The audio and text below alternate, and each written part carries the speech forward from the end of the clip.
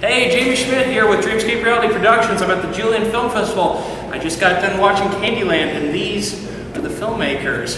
If you guys want to introduce yourselves, go right ahead. I'm Rusty Nixon, writer-director. I'm Blaine Anderson, producer. And I'm James Clayton. I'm actor and producer. Oh my God, I gotta tell you guys, the film was intense. And just for the record, I think that's the first time I've ever seen anybody get raped by a middle finger. Okay. That's a great way to start an interview. Let's go, James. So, can you guys tell, in all honesty, I know it's based off a novel, but I was getting a sort of a vibe when I was watching this. I would see, like, I felt like it was based off of 80s isolation films like The Shining and Yellow Brick Road, and I even felt like 1408 in there. Is there any truth behind that?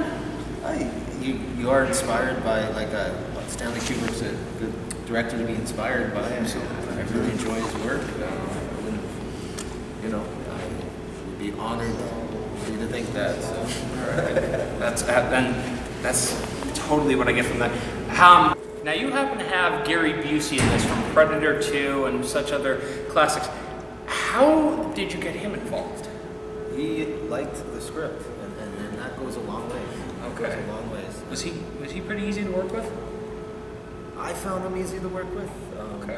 But you have to, and I kind of figured this out meeting him, that you have to stand toe to toe with him. Okay.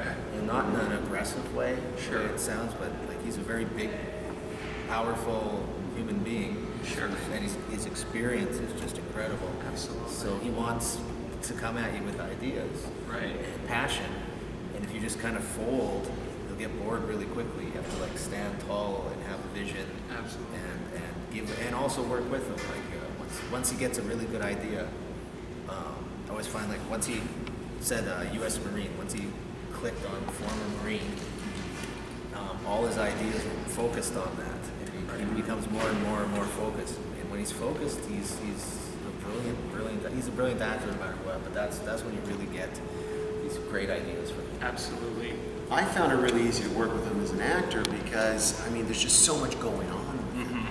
You know, so when you're there, you kind of find yourself watching him because he just has so much energy, and there's not really much acting to do. You're kind of just reacting because he's just such a force of nature. I keep telling people all the time, like the last scene in the film, I won't give it away, but I mean, when he walked on the set and locked eyes with me, it was like being in a cage with a tiger. By the way, you scared me like at the last shot in that film. Oh, that's awesome. That was. Yeah. Oh my God. That's amazing. We did our job. Yeah. That's good. Now, I had a discussion with you earlier about this year I'm going to be producing my very first feature-length film. Is it for this, for instance, is it a scary process or is it pretty wing and nab? You know what? It's the scope of creating a film that you can market and deliver. That's really the main point, is marketing and delivering the film. Sure. Is a monstrous task. Right. Making the movie as difficult as making Candiland was. It was difficult. I'm not gonna lie. That's the easy part. Sure. So good luck to you. Thank you, Yeah. by the way.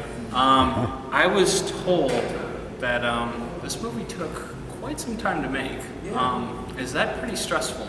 Yeah. Considering the amount of time and effort, and how you guys are probably a lot older now than when you started. Well, when I first wrote it, it was going to be my next film. I thought I could do it, and then a director I really respected wanted to do it, so I gave it to him. But financing-wise, it just never came through. Sure. It's hard too because it was my script as opposed to one of his scripts.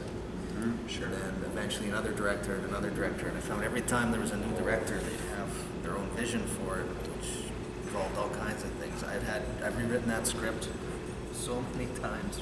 Okay.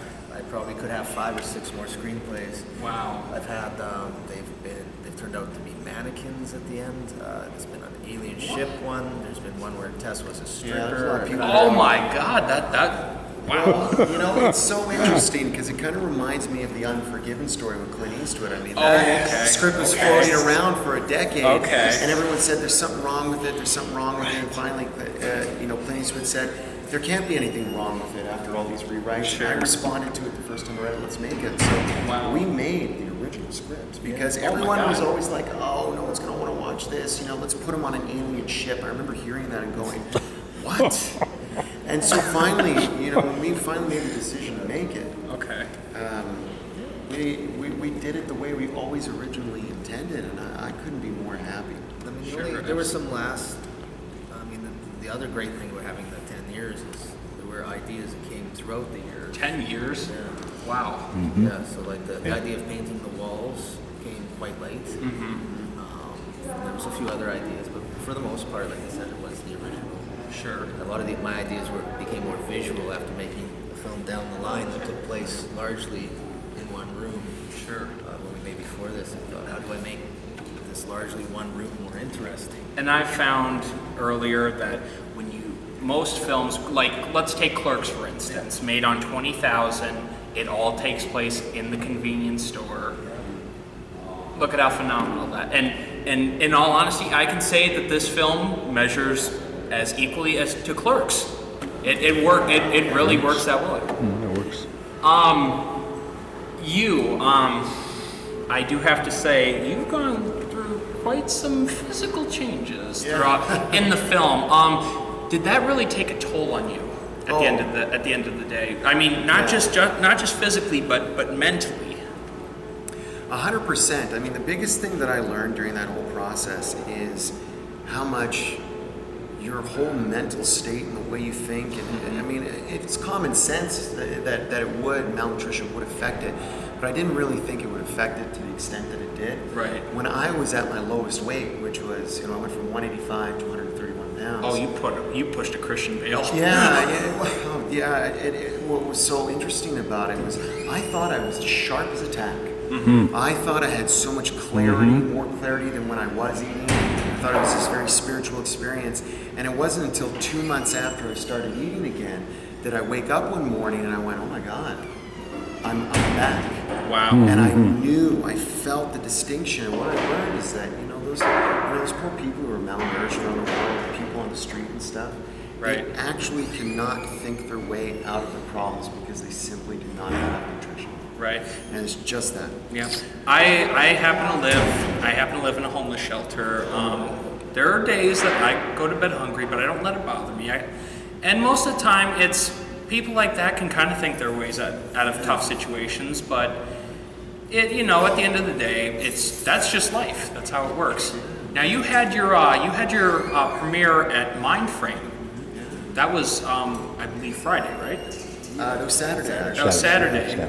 And I heard that went over really well. It did, and it was a little nerve-wracking because Gary actually hadn't seen the film yet. Oh. And I had no idea how he was going to react to it. Okay. I mean, he'd read the script, so I didn't think there was going to be any curveballs per se, but he loved it. He loved the film. And that really excited me. Absolutely. Good. So I'm glad it all worked out for the best. Now, when can I own a copy of this? Soon. I mean, we're going to Florida next. Okay. And then we're in works with Industry Works for release dates. Okay. Have you talked to any media distributors so far? Yeah, that's what Industry Works has been Oh, doing. I'm Hopefully, the success of this festival and the next one will get us a full theatrical. Maybe I don't know. I can hope. Well, it's actually, we're going on, not to sell a short word, but we're going to Florida next weekend for the Sunscreen Film Festival. Congratulations. Thank you. And it's 123 that's sponsored by the Academy Awards. So we're really excited. They're going to be giving Gary a Lifetime Achievement Award. And my God. We're possibly up for a few more awards. We also have a screening in Eugene, Oregon, Vancouver, LA. Nice. And then Industry Works Pictures is a Canadian distributor, but they're working in partnership with Viva Pictures down in LA. So the film will be distributed across North America later this year. Foreign distribution will follow next year. So, we're still in the process of securing limited theatrical distribution, but you will see it on, iTunes, video on demand. Perfect. I'd love to see it on Netflix at some point. So you'll get there. See it sometime. Perfect. I I have a Voodoo account. I will be purchasing it. I love it. All right. I love it. It warms my soul, actually. All All right. right. Anything else you'd like to throw out there? You have a very, very beautiful town. I couldn't pick a better place for us to premiere. Yeah, It's been a lot Dubuque of is fun. a Thank you. wonderful city, and we're so joyous to have been able to world premiere our film Nice. here, and we really look forward to coming back. Thank you. You No guys better are place to awesome. be. Thanks. Yeah, absolutely. Thanks for jumping down the rabbit hole with us. Yeah, All right.